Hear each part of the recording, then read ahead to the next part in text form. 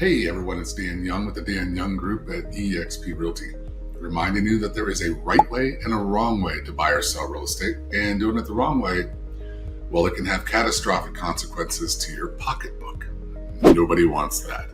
So here I'm going to show you the right way to purchase a home in one of the hottest markets we've ever seen. Here we go.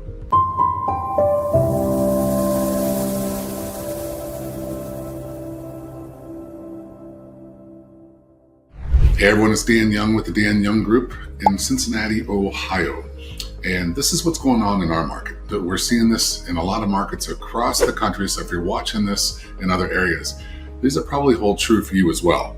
So what I have for you here today are basically 12 tools that you can use to make sure that your offer is accepted without, giving away the farm. So, but I also, at the end, have one myth that you'll want to avoid. So here we go. So first of all, you're probably, so in Cincinnati, I can tell you that the market it's nuts. Okay, we have a very limited inventory right now. As a matter of fact, there are less than half of the listings right now in our market that we had prior to COVID. So it's simply a function of supply and demand. So when there's a limited supply, there's more demand, prices go up. So right now the interest rates are up a little bit, and that's actually a good thing. Hear me out on this. If the interest rates were to drop right now, you think we have a feeding frenzy right now? It could get ugly really fast. So I'm actually fairly happy that the interest rates are where they are, kind of pumping the brakes a little bit, but nowhere near enough. What we really need are more homes in the market. But as the saying goes, you build the house with the bricks that are thrown at you.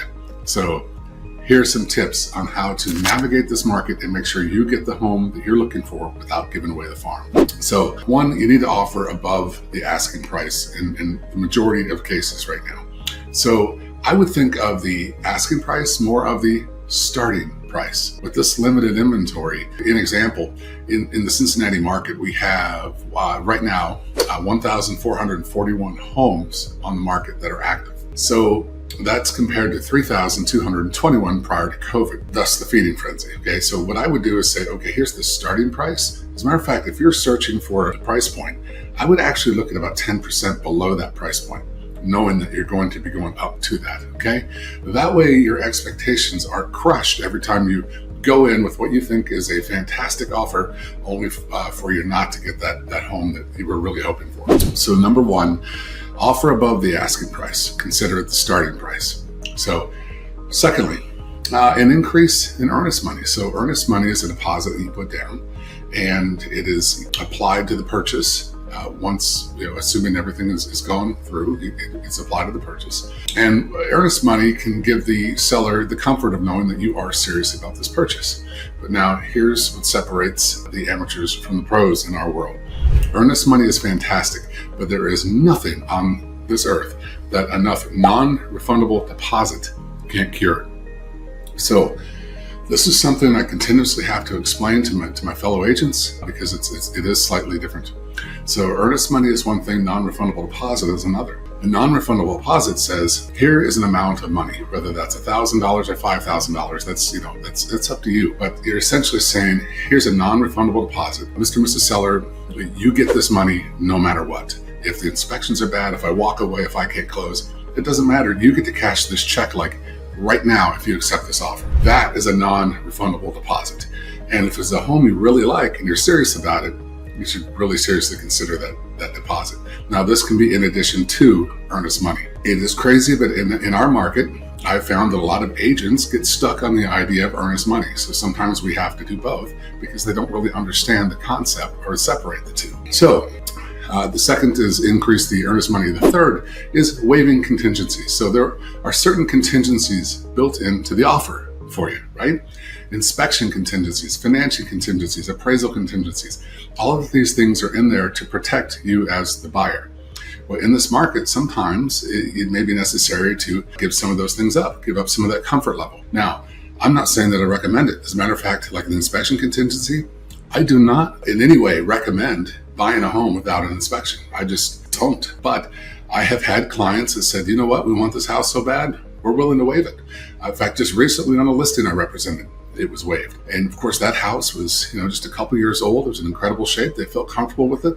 Brought a friend through on the showing, and the friend had some knowledge of construction. And they said, you know what, we're willing to do this. And that actually is what got them the listing. So when I presented the offer to my clients, there were several offers were just dead on. But that one did not have an inspection contingency, which is not like the seller was hiding anything, but that's just one less barrier to get a fast close. So that is another thing to consider, waiving certain contingencies. Fourth, a quick closing. So most folks want a quick closing. Now, you have closing and you have occupancy. They're two different things, and I'll share that here in a moment. So a lot of people confuse the two, thinking that closing and occupancy are always the same, and they're not necessarily. They're both points of negotiation in a contract. So a quick close is often a good thing for a seller, and actually for the buyer as well, because let me tell you, there's an old adage in our business that says time kills closings. So there are a lot of things that can happen during that time. So it's often a good thing just to get that closing date fast, so there's nothing that could pop up. Fifth thing, pay sellers closing costs. So there are certain closing costs the seller is responsible for, some title costs and transfer taxes and things like that. So you may consider paying some seller paid closing costs. Now, in a buyer's market or in a normal market, it's not uncommon for the seller to pay buyer closing costs. So here we are, kind of in the opposite situation. So that's another point to consider. Appraisal gap coverage. So essentially, if a home is financed, it has to sell twice, because any lender is most likely going to require an appraisal. So a house needs to sell once to the buyer, right? Have an agreement with the buyer and the seller, and a second time to the appraiser. The appraiser is going to go out and check the valuation. So as fast as homes are appreciating right now, despite that, sometimes appraisals are not catching up. So there may be a gap. It could be 5,000, it could be 10,000. You just don't know. So it also gives the seller a little comfort if we say, you know what, we'll cover that gap. It could be, we'll cover the full gap, which means you have to bring more to the table to put down. Or you could say, I'll cover $5,000 or $10,000 of the gap. So that gives the seller a little comfort and can give you the edge in obtaining that home. Personal appeal. So if you understand the seller's situation, tailoring their terms is very important. So this is very important for particularly a skilled agent that knows how to really dig in and find out what are the seller's real motivations. If you ask the right questions, often agents will help you. The listing agent will often work with the agent to kind of work through those things. Now, they don't have to. Sometimes the information is confidential and they can't. But if they can find out things like, well, what is their motivation in selling? Are they trying to close another house and it's contingent upon this one selling? Do they need to be close to family? Do they have a job transfer? There are a lot of things that could help formulate this offer so it's more attractive to the seller. A video introducing yourself. So it's been a tradition here in recent years to write a letter and say, hey, this is this is my family. We've got 4 kids, or whatever the situation is. I will say that there are some folks that say, no, this is not a good idea. It could pose fair housing issues, things like that. I've just not seen that. But I like to take things a little further. So what I do in many situations is I have the buyer put a video together. Now, I'll admit, this is kind of dirty pool. But we had a client of mine we were in a multiple offer situation as usual. There were about 15 other offers, and this home was owned by an investor. It seems like typically investors are more about the bottom line and less emotional. So you would think that this idea would be a little less impacting. But we found that this actually is what won them the house. So here's where I played dirty pool. So my client just happened to be pregnant and she was showing a little bit of a baby bump. So they did a video, she and her husband and their dog and the baby bump, and how they just can't wait to get the house. And they were being sincere. There was nothing fake about this. The emotion obviously came through in the video. And the seller said that is actually what gave them the edge. And actually they took a little bit less than a competing offer. So you just never know, they tug at the heartstrings. There's a lot of emotion when buying or selling a house, even in an investor, right? They're people, right? We're people. So the video, there could be a no repair agreement. So I don't agree with waiving inspections. However, that is totally a client's choice. If they're comfortable, fine. But you can also have a no repair agreement. Say, hey, we're going to check out this house. We want to make sure there's nothing major. The foundation isn't falling in, the roof isn't going to fly off. We just want to make sure this home is in the condition that we think it is in, and that we're not going to ask for any kind of repairs whatsoever. There you go. That can go a long way. So if you've got levels of comfort for a seller, no inspection would be great. Second would be no repair agreement. Or you could actually put a limit on it. Say if we find something major, we're not going to ask for any more than a couple $1,000 or whatever that might be. Everything is negotiable. A leaseback agreement. So often, a lot of sellers aren't putting their homes in the market because they don't know where they're going to go. So that helps when you have a lease agreement. So basically you're saying we're going to close on this date, but we're going to lease back the home to you for a period of time. Whether that's 2 weeks, 2 months, whatever that might be, you basically have a rental agreement in place. And your agent can help you put that together as well. So that helps them take a little pressure off, right? And it could also help you if perhaps you're in a lease and that lease has to go for a period of time, or you have a home to sell. So a leaseback agreement. Creative financing. This is often overlooked. So it's silly to even think about going to look at a house if you do not have a pre-approval from a reputable lender. That's kind of common knowledge, right? You go to a lender, they pull your credit, they do all those things, and then you've got a pre-approval.